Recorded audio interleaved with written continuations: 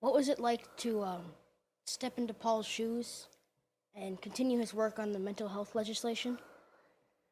Um, well, it was that's a it's a great question, and no one's ever asked me that question. Actually, I love that. And they're not easy to answer.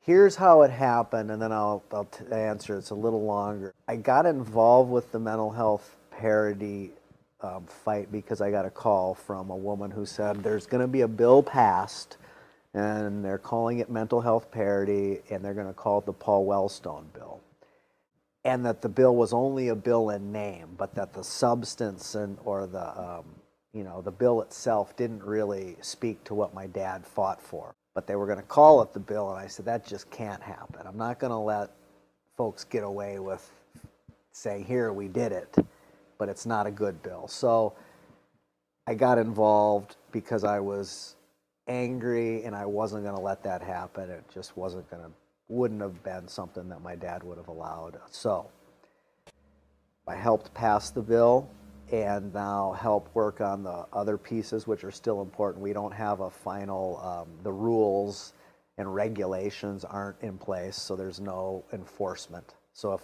if companies don't cover people like they're supposed to now, there's nothing to do about it. So we got to get that done, and how can I let a Paul Wellstone bill not have enforcement? It just is not going to happen. So With your experience of growing up with Paul and Sheila as your parents, what did they teach you about raising children?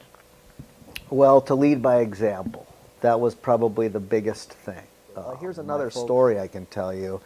And again, it was this lead by example. And it kind of goes to that quote my dad had, which was never separate the deeds that you do from the words that you speak.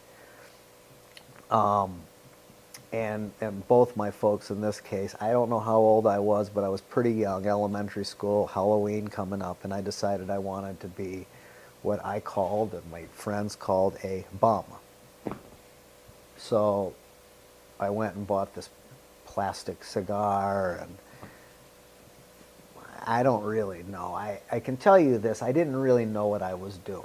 And I made my face look all, dirty, and put on this beat up clothes, and my folks came home.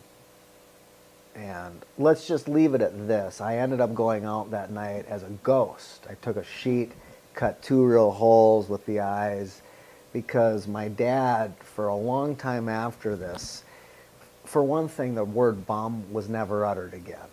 That wasn't a word. And he taught me what homelessness was about. So those are the kinds of things that you learn growing up in my family.